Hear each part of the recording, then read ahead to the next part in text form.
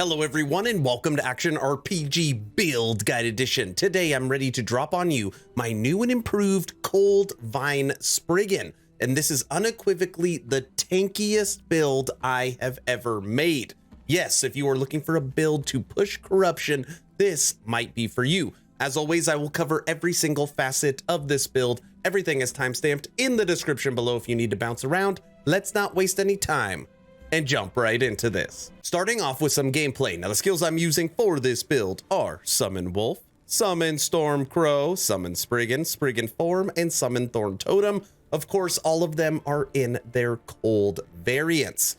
Now, when I talk about tanky, right now we're at corruption 227. Modifiers are over here on the right. For this build, you have 60% endurance percent.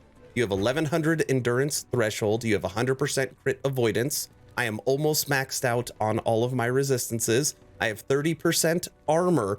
I have 3200 life. And on top of that, when you are in your Spriggan form, you will be able to make 9 healing totems. So I don't want to say, obviously, you can't die. Of course you can die. But if really you have all of that survivability and you are surrounded by 9 healing totems, it makes it very, very hard to die with this build. It has been a really long time since I have actually died with it. Now, also when you are in Spriggan form, you are going to be able to make 12 cold shooting vines. So I will show you right here. 3, 6, 9, 12. And all of these are ranged.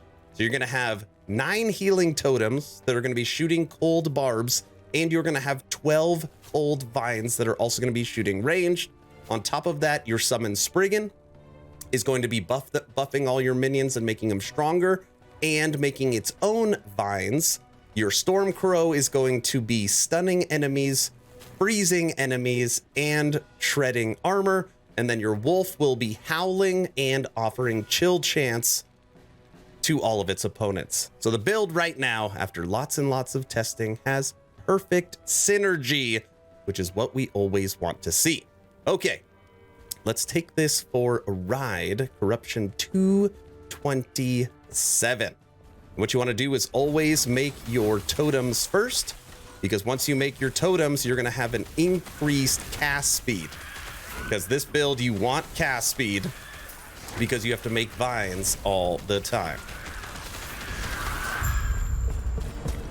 All right, we'll take the long way. We'll take the long way. Show off some combat. And again, you could stand right in the middle. It doesn't matter what you're fighting with all your healing totems.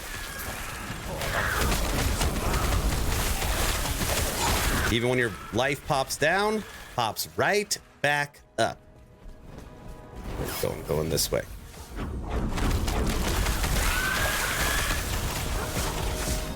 Now, one thing that's unfortunate about Spriggan is that you do not have a movement skill. For this build, you do not want to use the teleporting ring because you need to cast vines so often. But we are taking advantage of the new Spriggan amulet, which allows us to stay permanently inside of Spriggan form without having to put any points into regain rage. And I will show you when we're at the gear portion. You can see that took a couple hits. Life right back up.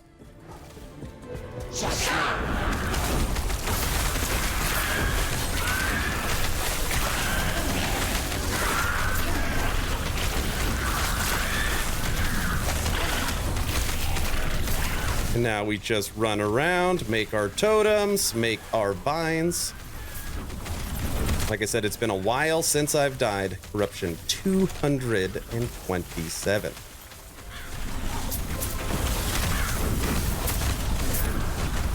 Anybody else? No? What do we get?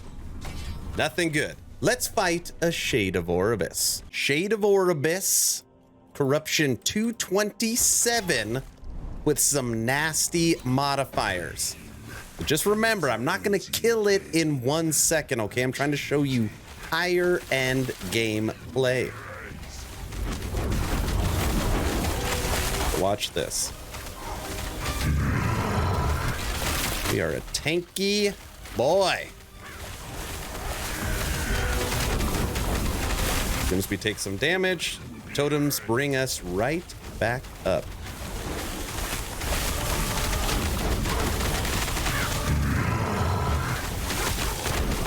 Right now he's also got a modifier. High health enemies take 50% less damage. So that modifier is about to fall off because he will no longer be high health.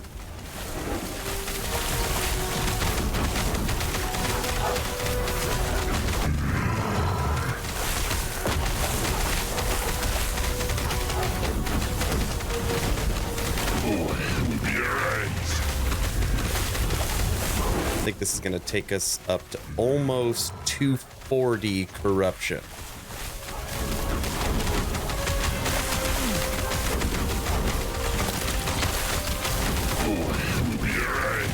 So far, pretty easy.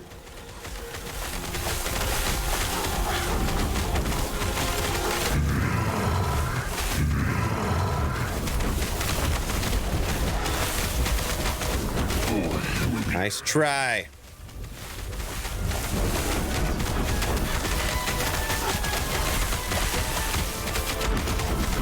You, sir, are dead.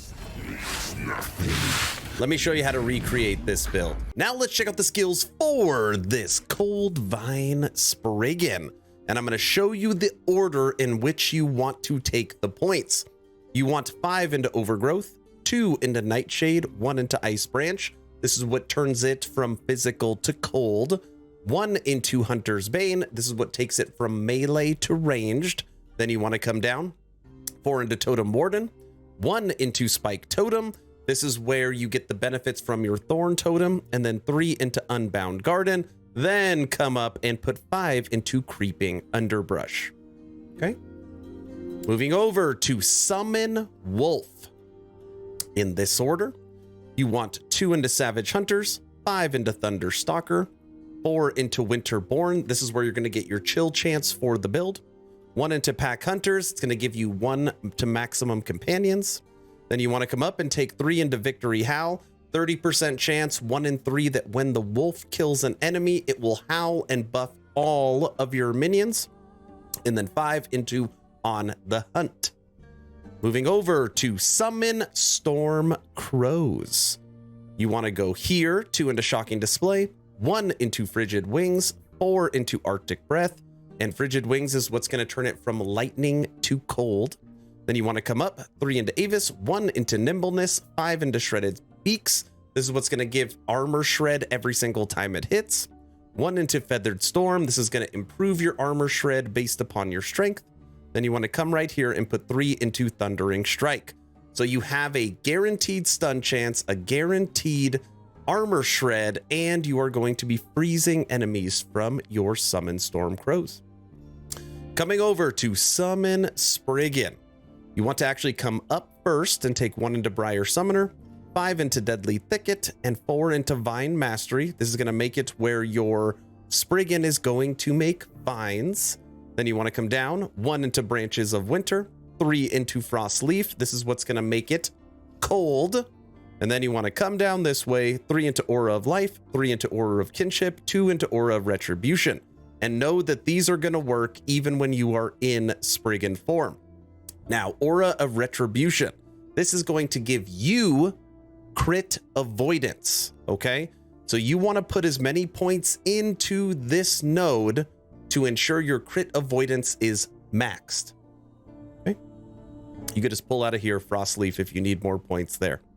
Last but not least, Summon Thorn Totem. Okay. You want 3 into Torrent of Thorns, 4 into Astral Winds, 5 into Winter Wood, 1 into Pillar of Herit.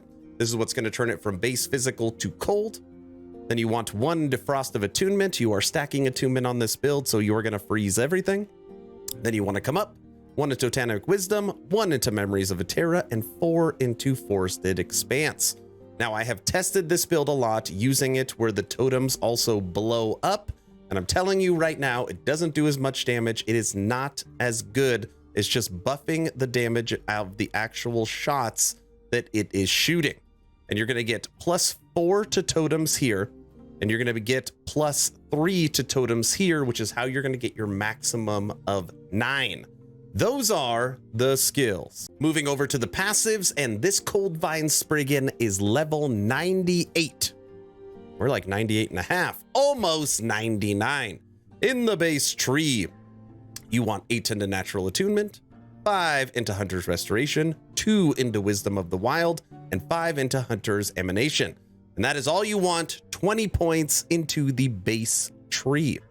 Then you want to come over to Druid. 7 into Spirit Warden, 7 into Jurassic Prowess, 7 into Blessed Springs, 7 into River Spirits, 5 into Wind in the Leaves, 8 into Piercing Gale, 6 into Woodland Beings, and 10 into Hide Skin. And I've done tons of testing inside of these passives, and you don't need any points into Focus Wrath because you're always going to stay in Spriggan Form because of your amulet. Okay, then you come over to Beastmaster, 8 into Yerson Strength, 4 into Boar Heart, 3 into Call of the Pack, and 5 into Porcupine Constitution. This is going to give you tons of survivability because of Aspect of the Boar, which I didn't even mention earlier. You're going to have Aspect of the Boar, and you're going to be freezing things, which are going to be 2 added ways you are going to survive. Last but not least, over into Shaman. 8 points into Shamanistic Infusion, 1 point into Silent Protector, and 5 points into Totemic Fury. Now that's why you want to cast your totems first and then your vines, because you're going to be getting big cast speed, 25% increase in cast speed when you have an active totem, so you can get your vines up quicker. Those are the passives. Moving over to everyone's favorite gear, starting with idols. And I probably should have mentioned at the beginning, I'm all stuffed up right now, so I'm sorry that I sound very nasally. If you want to see true gear, check out the advanced build planner in the description, but I will show you what I am currently using. Now, the idols that I'm currently using are giving us as much minion crit chance as possible. 27, 35, 60, an additional 35. So I'm just trying to stack crit chance. On here, I've got some life and totem health, and then 7% lightning resistance and poison resistance to just get our resistances where we need them. Now, moving over to gear. Technically, there is nothing required, okay? That being said, the new Tears of the Forest amulet are great because you are going to get rage from your vines, which is going to save you a whole heck of a lot of points inside of your passives and your trees, skill trees. So Tears of the Forest, I do recommend, and it's good for Spriggan in general, and it gives you armor when you are transformed. Okay, gonna go through each item one by one. Helmet, full damage, minion spell crit. Armor, attunement, life, minion damage. Ring, minion damage, minion health, life. Belt, minion damage, life. Ring, minion damage, life. Relic, minion damage and minion health and life. Boots, you really want to try and find movement speed so you can run as fast as possible. Gloves, you want as much cast speed as you can get on this build. Minion damage, cast speed. And then our weapon. This weapon is not good for this build. I'm sorry. So what you really want to see is a maxed rolled tier 7. This is a low rolled tier 7. And then what you want is cast speed on this. So you're looking for technically this staff because it's going to give you +1 to your Spriggan with a high rolled tier 7 minion spell damage and a tier 5 cast speed. That's what you want on your weapon, or technically you can roll 2 really good one-handed weapons, but this staff works as well. That is the gear. Moving over to the character sheet, let's take a look at our stats. Like I said, I'm level 98.5, 23 points into strength, 43 into attunement, 17 into vitality. Right now, movement speed is 58%, so we do run really, really fast, which you need it because you do not have a movement skill. And if you get rings that have a base movement speed, you can get this closer to over 70% to movement speed. So you can still run really fast inside of this build. Looking at resistances right now, Void, Necrotic, Lightning, and Fire are all maxed. Cold, Physical, and Poison are all over 50, with Physical almost there. So a little bit of tweaks to resistances, and we will be able to max those fairly easily. When you are inside a Spriggan Form, because of our amulet, it's going to put us up to 28% armor. Endurance, maxed at 60%. Endurance threshold, 1085. Crit avoidance, 104. Looking at minion, we have 1024% to minion spell. We have 797 to minion cold, with a critical strike chance of 14% and minion critical strike multiplier at 200. Those are my stats. Now let's talk about sustain. How are you going to stay alive and push high corruption with this Spriggan? And I've said it kind of over and over again. Unlike historical builds where your damage is going to leech life back and that's going to keep you alive, or your minions are going to leech in some way, this build, your main sustain is going to be these 9 healing totems. As long as you are around these, they are going to continuously heal you and they are going to keep you alive. And like I said, literally during the gameplay portion and during the section under stats, you have so many survivability mechanics with this build.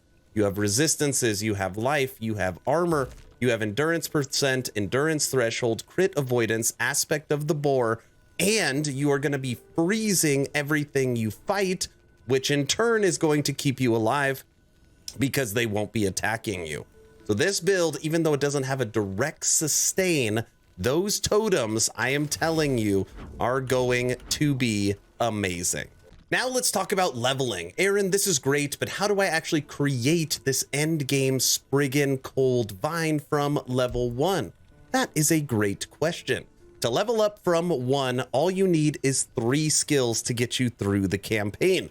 The first skill that you want to spec into is Swipe. Swipe is one of the best melee skills in the game, especially for leveling. And what you want are these 3 nodes. You want Way of the Hunt, you want Reach, and you want Culling because of the kill threshold. It's going to help you get through bosses and enemies a whole lot quicker. The second skill that you are going to want is War Cry. And you want to go up first and get Deep Roar. Then you want Battle Cry.